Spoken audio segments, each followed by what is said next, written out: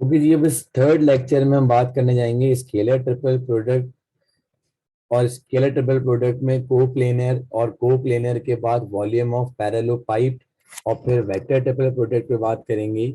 और इसके बाद हमारा जो ये वेक्टर चैप्टर है ये अपने इख्तिताम को पहुंचेगा। तो आइए स्टार्ट करते हैं। स्केलर ट्रिपल प्रोडक्ट को लिखने के क्या क्या तरीकेकार हो सकते हैं। Cross A dot B cross C, या बी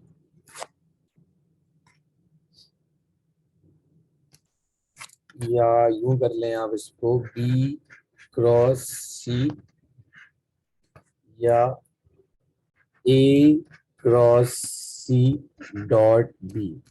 ये सब आपस में क्या होते हैं, एक ही नोटेशन को बताते हैं आपके पास। और इसके अलावा ये तो हो गया इनका लिखने का तरीके का। और इसको आप ऐसे लिखें, या मैंने कहा ना कि मैं इसको अगर चलें सी को आप एतराज ना करें तो आगे पीछे कर लें, कोई फर्क नहीं पड़ता। स्केलर ट्रिपल प्रोडक्ट में जब भी दो वेक्टर का आंसर क्रॉस किया जाएगा, तीसरा भी एक वेक्टर आता है, जब इनके रिजल्टेंट को इस वेक्टर से डॉट करते हैं तो क्वांटिटी क्या मिलती है हमें, एक स्केलर मिलती है। अब उस स्केलर क्वांटिटी को सॉल्व करते किस तरीके से हैं, तो आइए जरा देखते हैं कि हम बोलेंगे भाई ए डॉट बी क्रॉस सी का जो फॉर्मूला है वो क्या होता है, किस तरीके से इसके फॉर्मूले को सेट करते हैं। तो फॉर्मूला हो जाएगा A1 A2 और ये हो जाएगा A3, B1 B2 और B3, C1 C2 और C3। तो इस तरीके से आपके पास क्या आ जाता है, इस तरीके से आपके पास स्केलर ट्रिपल प्रोडक्ट सॉल्व होकर आ जाता है। और स्केलर ट्रिपल प्रोडक्ट में आपको हमेशा याद रखना है कि ये लिखा हुआ होता है इस तरीके से। मैंने लिख दिया 2i plus 3j comma minus i 0j plus 3k, 0i plus 1j plus 0k। तो ये A हो गया, ये B हो गया और ये C हो गया। अब सब चीजें आपको पता है, अब आपने इसे लिखना शुरू कर दिया। 2 3 0 -1 0 3 0 और 1 0। अब आपने कहा सर इसे एक्सपेंड करना, मैंने आपको एक्सपेंड बताया हुआ है किस तरीके से सॉल्व करते हैं। तो दोबारा सीख लीजिए, कॉलम नंबर 1 और कॉलम नंबर 2 को लिख दिए एज इट इज। ये 0 हो गया, ये भी 0 हो गया, ये भी 0 हो गया। अब जब आप यूं आओगे तो कितना मिलेगा आपको, तब आपको मिलेगा नेगेटिव का 0। यूं आओगे तो नेगेटिव का 6। तो आगे बढ़ने की जरूरत ही नहीं है। तो ये आपका क्या हो गया, ए डॉट बी क्रॉस सी आपने फाइंड कर लिया। कितना आ गया, माइनस का सी आ गया। तो ये तो स्केलर ट्रिपल प्रोडक्ट को सॉल्व करने का एक आसान तरीके का था। अब आपसे कोई बोल दे कि यार वॉल्यूम बताओ, तो volume of parallel pipe,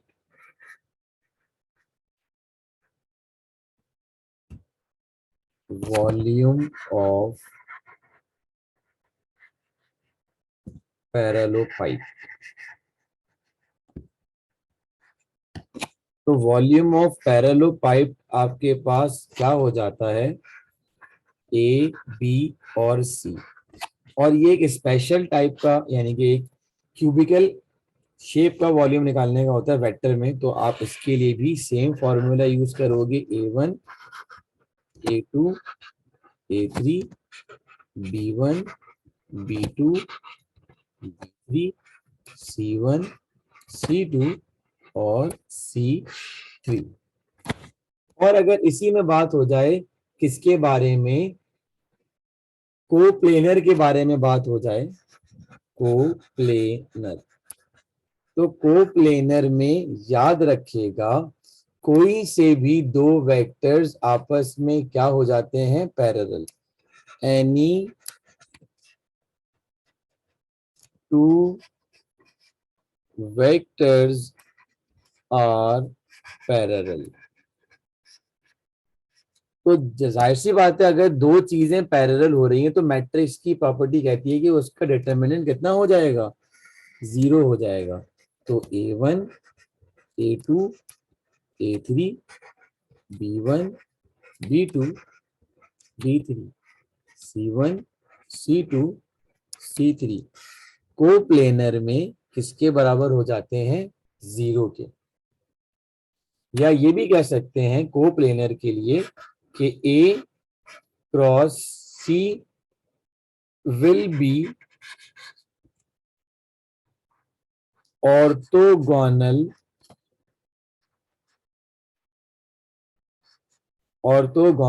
A।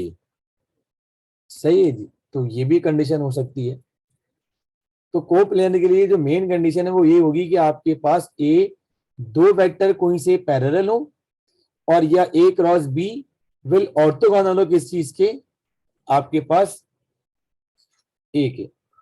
ठीक है जी, तो ये इस तरीके से भी पूछा जा सकता है आपके पास।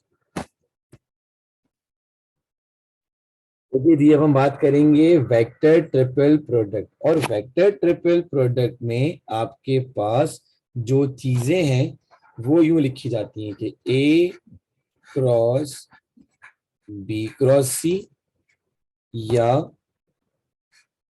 बी क्रॉस या ए बी का क्रॉस इससे सी से, या ए सी का क्रॉस बी से। तो ये वेक्टर ट्रिपल प्रोडक्ट होते हैं। तो इसको लिखने का तरीकेकार हमेशा इसके साथ ये ए बी और सी लिखा जाएगा, जो एक तरीके से आप कह रहे हैं तीसरे वेक्टर को रिप्रेजेंट करता है। और इस तरीके से लिखने के बाद हमेशा आपने क्या लिखना होगा, इसका फॉर्मूला लिखना होगा।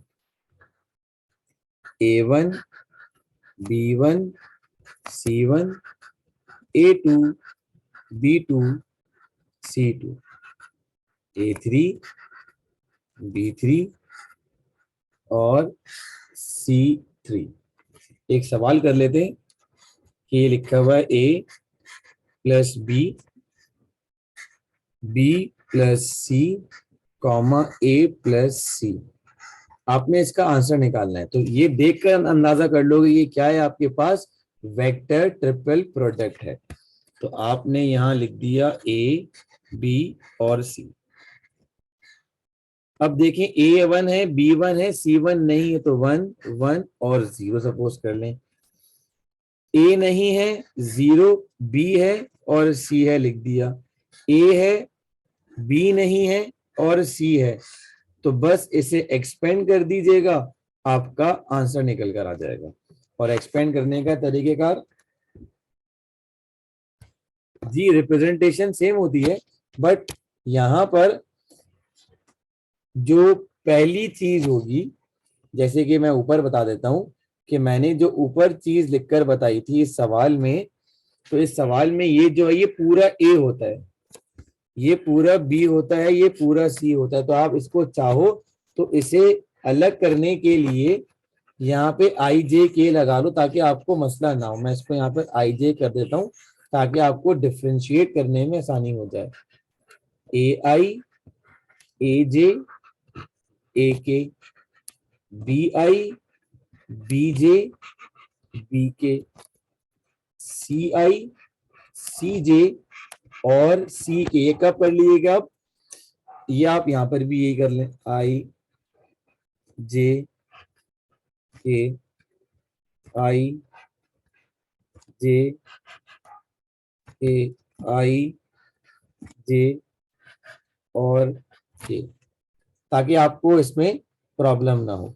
और इसमें आप कर लें A1 B1 C1 A2 B2 C2 A3 B3 और C3। तो अब यहाँ पे आपने दोबारा से 1 0 1 1 1 1 या 1 1 0 लिख दिया।